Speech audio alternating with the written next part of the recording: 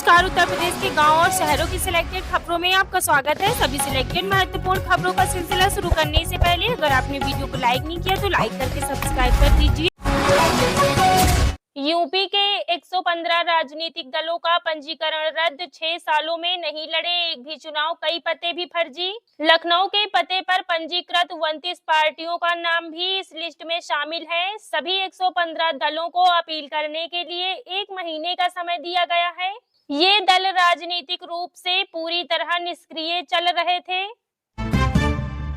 UP 2026 तक सभी primary स्कूलों में चलेंगी बाल वाटिकाएं। अभी विलय के बाद बंद हुए स्कूलों में यह सुविधा बेसिक शिक्षा विभाग ने यह तय किया है कि साल 2026 तक प्रदेश के सभी प्राथमिक स्कूलों में बाल वाटिकाएं बना दी जाएंगी।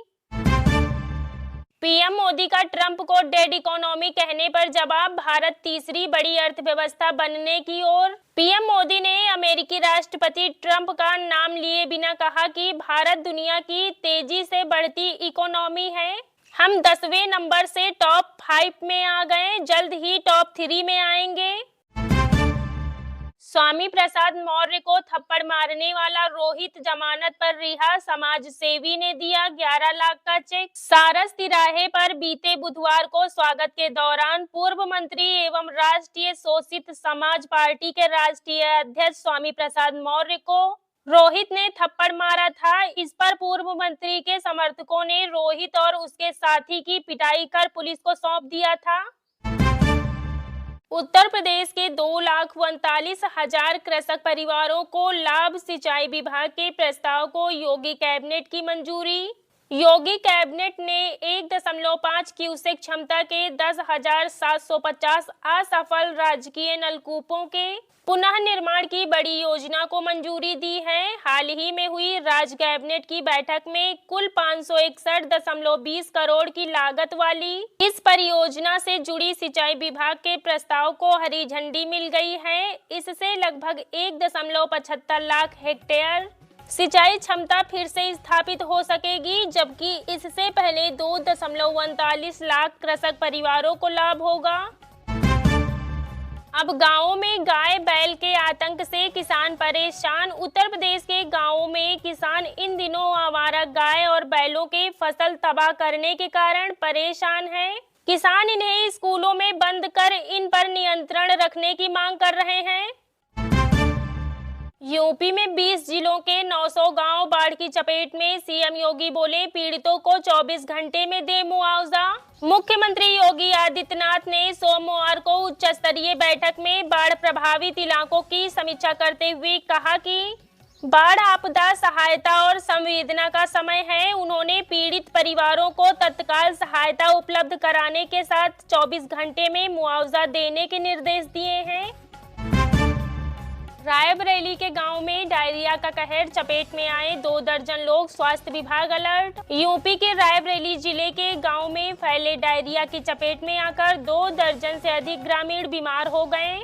इसमें कई बच्चे भी शामिल हैं। भारत में प्रवेश कर रहा चीन का नागरिक गिरफ्तार, बीते 4 दिनों से रुका था लुम्बिनी मंदिर में। भारत नेपाल सीमा सोनौली बॉर्डर के 2 नंबर गली के रास्ते अवैध रूप से भारत में प्रवेश कर रहे चीन के नागरिक को गिरफ्तार किया गया है। रविवार की शाम करीब 5 बजे सोनौली सीमा की पगडंडियों पर एसएसबी 22वीं वाहिनी के जवान रूटीन गश्त पर थे। इस दौरान चीन के नागरिक ने 2 नंबर गली के रास्ते भारत में अवैध रूप से घुसपैठिए की कोशिश की।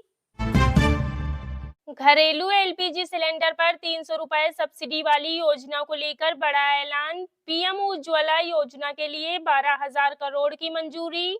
एलपीजी गैस सिलेंडर धारकों को होगा बड़ा फायदा। एलआईसी देगा 10वीं पास महिलाओं को हर महीने 7,000 की पक्की इनकम, सुनहरा मौका। एलआईसी बीमा सखी योजना उन महिलाओं के लिए एक शानदार अवसर है जो कम पढ़ाई के बावजूद आर्थिक रूप से स्वतंत्र होना चाहती हैं। 10वीं पास होकर भी 7,000 की पक्की मासिक इनकम और कमीशन के साथ अच्छा करियर बनाना संभव है। अगर आप भी घर बैठे एक सम्मानजनक स्थिति का काम तलाश रहे हैं तो यह योजना आपके लिए सही विकल्प हो सकती है। और अधिक जानकारी के लिए एलआईसी की वेबसाइट पर विजिट कर सकते हैं। सीएम बोले, सदन में पूरी तैयारी से आए मंत्री विपक्ष के आरोपों पर दे करारा जवाब। यूपी विधानमंडल का मानसून सत्र सोमवार से शुरू हो गया है। इसके पहले सीएम योगी ने मंत्रियों से कहा कि वह सदन में पूरी तैयारियों के साथ आए।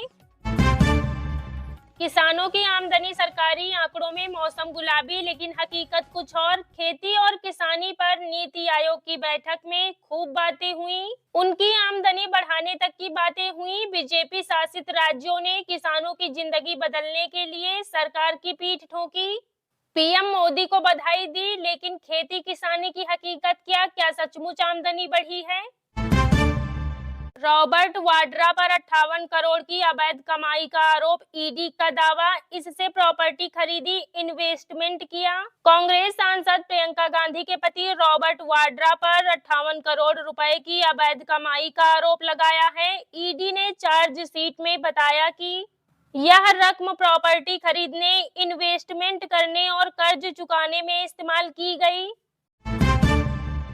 डिप्टी सीएम का ऐलान, दैवीय आपदाओं में बेघर हुए लोगों को आवास देगी सरकार। बाढ़ से प्रभावित हुए 6 लाख लोग। उप मुख्यमंत्री केशव प्रसाद मौर्य ने वर्षा अतिवृष्टि बाढ़ से ग्रामीण क्षेत्रों में जिन लोगों के मकान क्षतिग्रस्त हुए हैं, उनको मुख्यमंत्री आवास योजना के अंतर्गत लाभान्वित करने का निर्देश दिया है। डिप्टी सीएम के निर्देश के बाद इस बाबत राज्य मुख्यालय से समस्त जिलों को आवश्यक कार्रवाई करने को कहा गया है।